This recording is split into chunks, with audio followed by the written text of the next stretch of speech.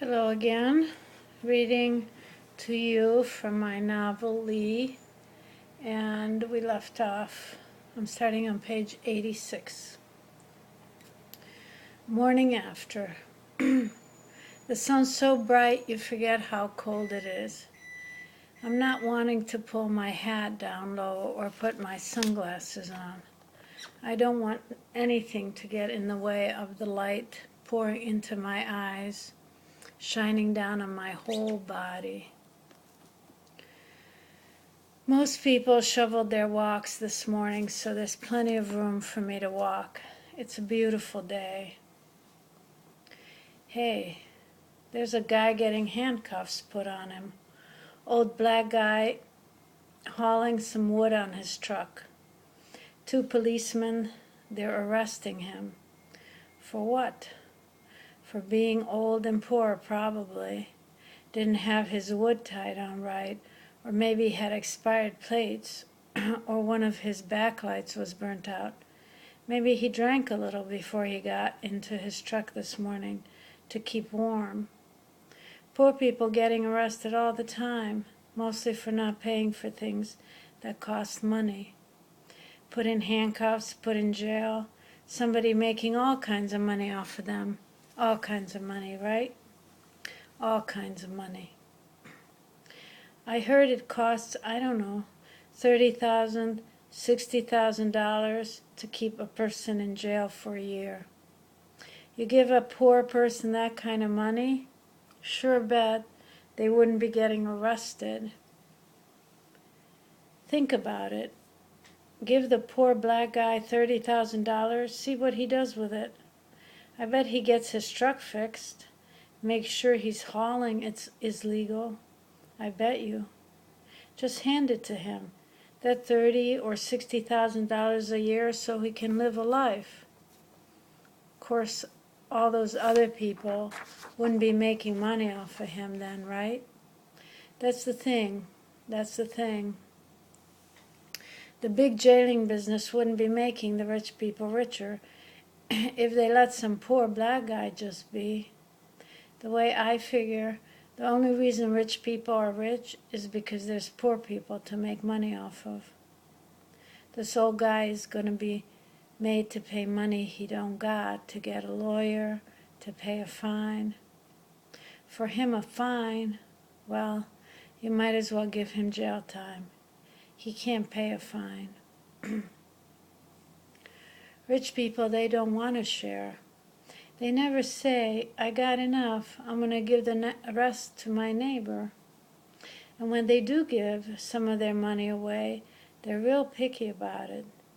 They want to stay in charge of who's deserving. Mostly they give it to other people who figured out ways to make money off of poor people. They call them the charities.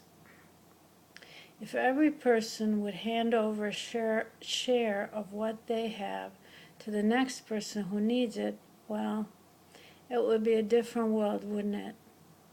It would be altogether a different world. I remember this movie called Cabaret. The girl in it, she was a prostitute. I think back when World War II started.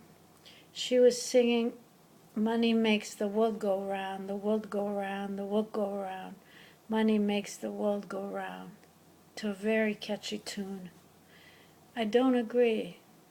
I think money makes the world stop. Money gets in the way of the world going around. The earth is moving, the cosmos is working, and everything is the way it's supposed to be. Everything is in balance in the big universe, us being part of that, and then you bring in money. All of a sudden, it doesn't go around the way it should.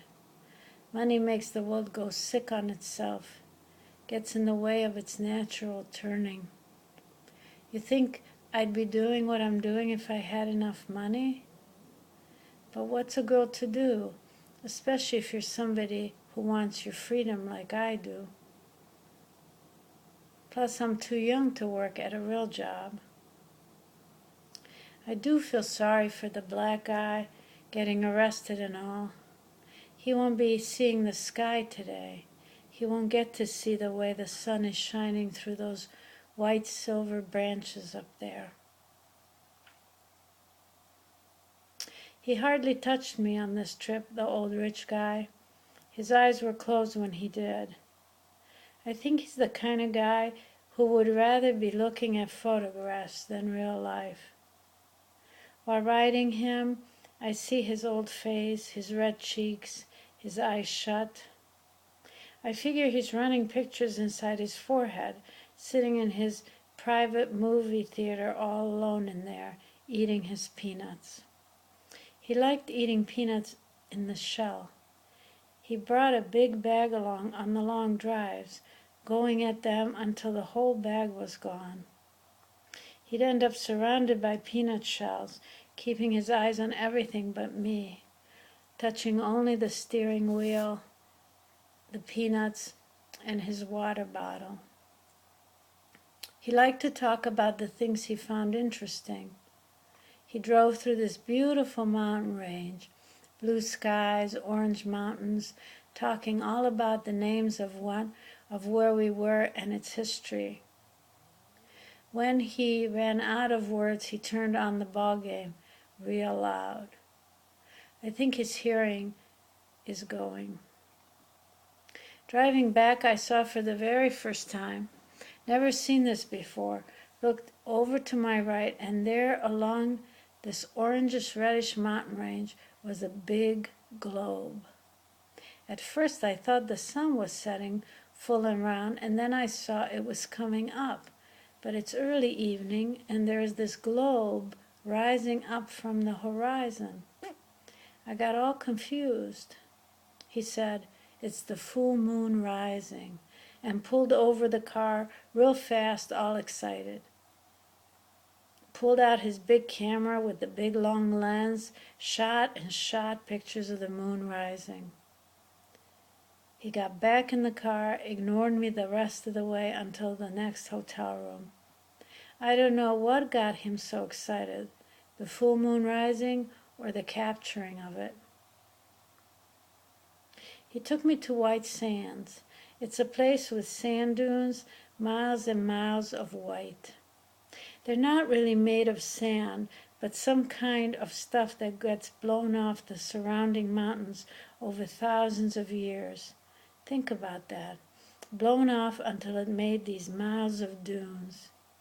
The stuff is all powdery but firm, cool and thick feeling. You can walk and walk and walk and walk across it. The sun was shining and the blue skies were as far as you could see. Way in the distance were the mountains, and the dunes after dunes of whiteness were lining up in front of them. I saw some people sliding down the dunes on their plastic sled.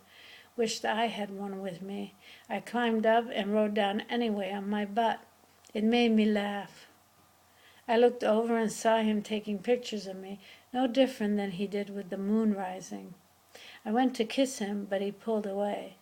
After that, I just kept walking ahead of him. I could live there walking those dunes. I think it's a park, a national park. Anyone can come to it within the posted hours. I brought back handouts. Someday I might want to read them.